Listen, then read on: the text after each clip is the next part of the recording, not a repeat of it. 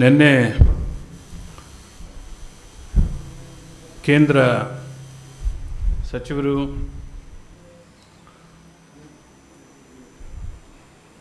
ನಮ್ಮ ನಾಯಕರಾದಂಥ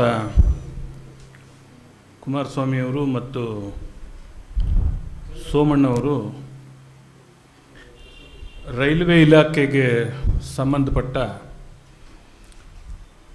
ಕೆಲವು ಅಭಿವೃದ್ಧಿ ಕಾಮಗಾರಿಗಳನ್ನ ವೀಕ್ಷಣೆ ಮಾಡಲಿಕ್ಕೆ ಅಂತ ನಮ್ಮ ಬೆಂಗಳೂರಿನಿಂದ ಮೈಸೂರು ತನಕ ಪ್ರವಾಸ ಮಾಡಿದ್ದಾರೆ.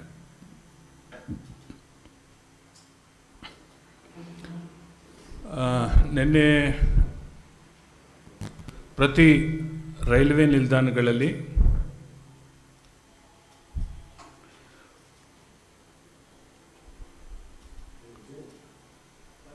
JDS ಮತ್ತು BJP ಕಾರ್ಯಕರ್ತರು, ಮುಖಂಡರುಗಳು, ನಾಯಕರುಗಳನ್ನ ಸ್ವಾಗತ ಮಾಡುವಂಥದ್ದು ಮತ್ತು ಹವಾಲು ಕೊಡುವಂಥದ್ದು, ಅಭಿಮಾನ ತೋರಿಸುವಂಥದ್ದು ದಾರಿ ಉದ್ದಕ್ಕೂ ನಡೆದು ಬಂದಿದೆ.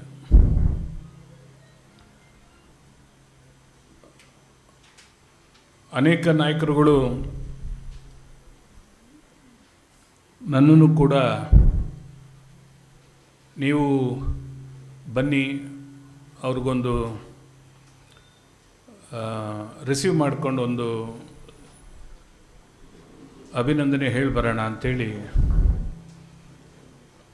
ನನ್ನನ್ನು ಕರೆದರು. ನಾನು ಅವ್ರಿಗೆ ಹೇಳಿದೆ, ಇದು ಅಫಿಷಿಯಲ್ ಪ್ರೋಗ್ರಾಮು, ಅವ್ರದ್ದೇ ಆದ ವಿಚಾರಗಳನ್ನ ಇಟ್ಕೊಂಡು ಬಂದಿರ್ತಾರೆ. ಆ ಆಧಾರದಲ್ಲಿ ಅವರು ಕಾರ್ಯಕ್ರಮಗಳನ್ನ ಮಾಡ್ಕೊಂಡು ಹೋಗ್ತಾರೆ. ನಾವು ಈ ಸನ್ನಿವೇಶದಲ್ಲಿ ಭಾಳ ಜನ ಸೇರಿಕೊಂಡು ಗೊಂದಲಗಳಾಗೋದು ಇದೆಲ್ಲ ಆಗತ್ತೆ, ಅದಕ್ಕೆ ಅವಕಾಶ ಕೊಡೋದು ಬೇಡ ಅಂತ ಅಡ್ವೈಸ್ ಮಾಡಿದೆ. ಬಟ್ ಕೆಲವು ನನ್ನ ಸ್ನೇಹಿತರು ಎಲ್ಲ ಯಾವ್ಯಾವುದೋ ಕಾರಣಕ್ಕೆ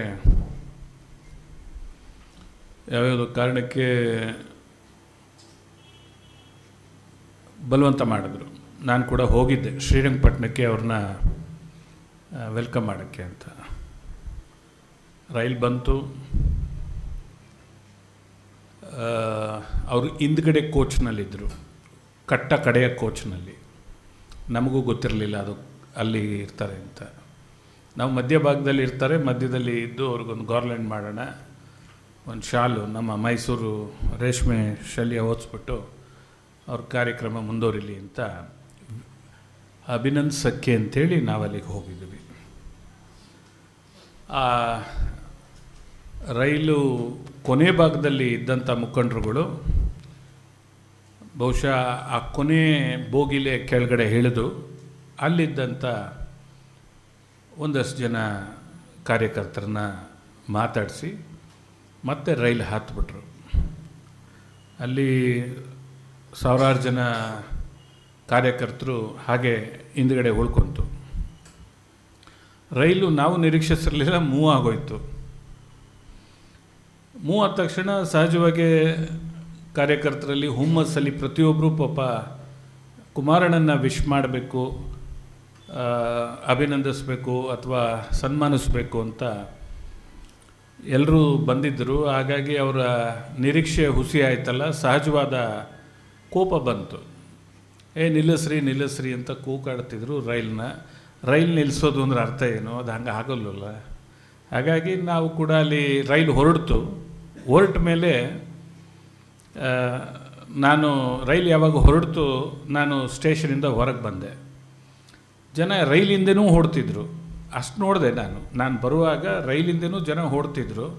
ನಾನು ರೈಲು ಹೊರಟ ಮೇಲೆ ನಿಲ್ಲುತ್ತಾ ಇದು ಆಗೋ ಮಾತಾ ಅಂಥೇಳಿ ವಿಶ್ ಮಾಡೋಕ್ಕೆ ಬಂದಿದ್ವಿ, ಆಗಲಿಲ್ಲ ಅಂಥೇಳಿ ನಾನು ಹೊರಗಡೆ ಬಂದೆ. ಅದಾಯಿತು, ಮುಗೀತು, ಎಪಿಸೋಡ್ ಕ್ಲೋಸ್ ಆಯಿತು. ಈಗ ನಾನು ಅದಾದಮೇಲೆ ಕೆಲವು ಮಾಧ್ಯಮಗಳ ನೋಡಿದೆ. ಕೆಲವು ಮಾಧ್ಯಮಗಳು ಅದರ ಮಧ್ಯದಲ್ಲಿ ನಾನೊಂದು ಮಾತನ್ನ ಹೇಳ್ತೀನಿ. ನಾವೆಲ್ಲ ರಾಜಕಾರಣನ ಭಾಳ ಪ್ರಾಮಾಣಿಕವಾಗಿ ಜನಸೇವೆ ಮಾಡಬೇಕು ಅನ್ನೋದೇ ಮೂಲ ಉದ್ದೇಶ ಇಟ್ಕೊಂಡು ನಮ್ಮ ಕುಟುಂಬ ನಾವು ಎಲ್ಲ ರಾಜಕಾರಣ ಮಾಡ್ಕೊಂಡು ಬಂದಿದ್ದೀವಿ. ನಮ್ಮದನ್ನು ಸಾರ್ವಜನಿಕ ಬದುಕಿಗೆ ಕೊಟ್ಟು ರಾಜಕಾರಣ ಮಾಡಿರೋ ಹಿನ್ನೆಲೆಯಿಂದ ಬಂದು ಇಲ್ಲಿ ಕೂತಿದ್ದೀನಿ. ಇವತ್ತು ಯಾರೋ ಅವಿವೇಕಕ್ಕೆ, ಯಾರೋ ಬೇಜವಾಬ್ದಾರಿತನಕ್ಕೆ ಕೆಟ್ಟ ಹೆಸರು ನಾವು ಹೊರಗೆ ತಯಾರಿಲ್ಲ. ನಿಜ, ರಾಜಕಾರಣಿ ಒಬ್ಬ ಹೆದರಬೇಕಾಗಿರೋದು ಇಬ್ಬರಿಗೆ. ಮೊದಲನೇದು ನಮ್ಮನ್ನು ಓಟ್ ಕೊಟ್ಟು ನಿರ್ಧಾರ ಮಾಡೋ ಜನಕ್ಕೆ. ಮೊದಲನೇದು ನಾವು ಹೆದರಬೇಕು. ಹೆಂಗೆ ತಿರುಗಿಬಿಡ್ತಾರೆ, ಯಾವ ರೀತಿ ನಮ್ಮನ್ನು ಧಿಕ್ಕರಿಸ್ತಾರೆ ಅನ್ನೋ ಭಯ ನಮ್ಮಲ್ಲಿರಬೇಕು ಒಬ್ಬ ಪೊಲಿಟಿಷಿಯನ್ಗೆ. ಎರಡನೇ ಭಯ ಮಾಧ್ಯಮದವ್ರ ಮೇಲಿರಬೇಕು. ಏನು ಬರೀತಾರೆ, ಏನಾದ್ರು ನಾವು ತಪ್ಪು ಮಾಡಿದ್ರೆ ಏನಾಗ್ಬೋದು, ನಮ್ಮನ್ನು ಹೆಂಗೆ ಎಕ್ಸ್ಪೋಸ್ ಮಾಡ್ತಾರೆ ಅನ್ನೋ ಭಯ ಇರಬೇಕು. ನಾನು ಆ ಎರಡನ್ನೂ ತುಂಬ ನಂಬ್ಕೊಂಡು ಬಂದಿರುವಂಥ ರಾಜಕಾರಣಿ ಮೊದಲಿಂದ. ನನ್ನನ್ನು ಹೊಗಳು ಬರೆದಿದ್ದೀರಿ, ನನ್ನನ್ನು ಬೈದು ಬರೆದಿದ್ದೀರಿ, ಇಷ್ಟು ದಿವಸ ಎಲ್ಲ ಥರನೂ ನೋಡಿದ್ದೀನಿ, ಯಾವುದೂ ತಪ್ಪಿಲ್ಲ. ಭಾಳಷ್ಟು ವಿಚಾರಗಳು ನಮಗೆ ಅರಿವಿಲ್ಲದೆ ನಡೆಯೋದನ್ನು ನಮ್ಮನ್ನು ಎಚ್ಚರಿಸಿದಿರಿ. But to the first time ಈ ಕೆಲವು ಪತ್ರಿಕೆಗಳಲ್ಲಿ, ಪ್ರಜಾವಾಣಿಲಿ ಒಂದು ಆರ್ಟಿಕಲ್ ಬಂದಿದೆ.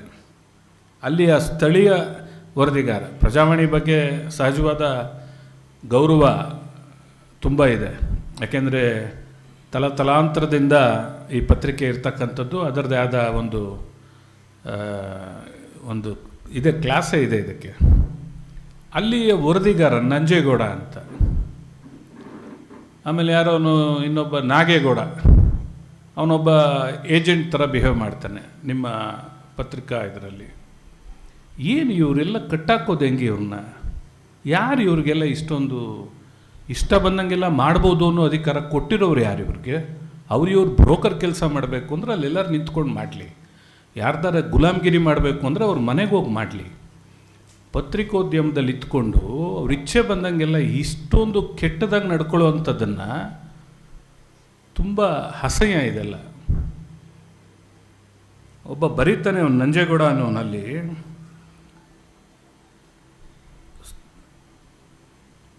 ರವೀಂದ್ರ ಶ್ರೀಕಂಠೆ ಎಲ್ಲಿದ್ದಾರೆ ಕರೆಯಿರಿ ಎಂದು ಕುಮಾರಸ್ವಾಮಿ ಹೇಳಿದರು.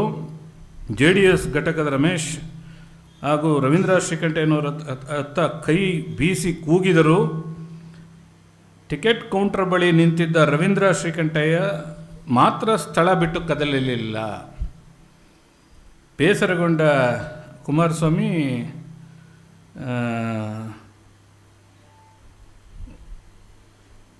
ಅಲ್ಲಿಂದ ತೆರಳಿದರು ಅಂತ ಬರೆದರೆ.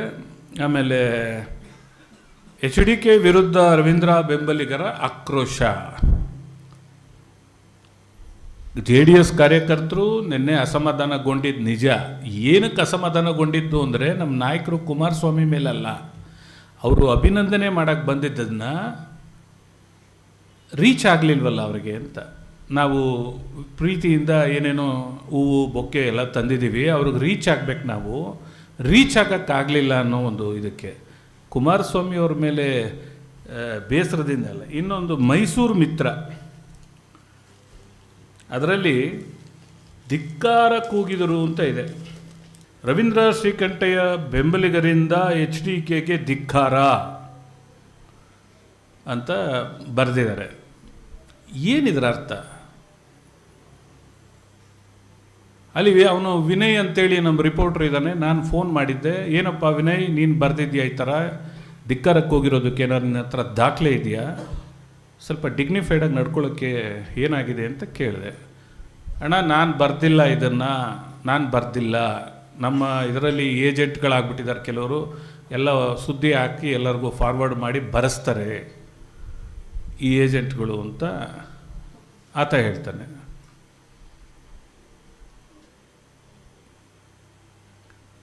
ನಮ್ಮ ಜಿಲ್ಲೆ ಮೊದಲಿಂದನೇ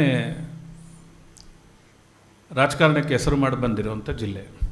ಯಾರ ಹಂಗು ಆಶ್ರಯ ಇಲ್ಲದೆ ಜಿಲ್ಲೆ ಜನ ಅವ್ರವ್ರ ನಿರ್ಧಾರನ ಭಾಳ ನೀಟಾಗಿ ಎಕ್ಸ್ಪ್ರೆಸ್ ಮಾಡ್ತಾರೆ. ಈ ಮಧ್ಯದಲ್ಲಿ ನಾವೆಲ್ಲ, ನನ್ನ ವೈಯಕ್ತಿಕವಾಗಿ ನಾನೇ ಒಂದು 38 ವರ್ಷ ರಾಜಕೀಯ ಅನುಭವ ಇದೆ ನನಗೆ. 38 ವರ್ಷ ರಾಜಕಾರಣ ಅನುಭವ ನನಗಿರೋವಂಥದ್ದು.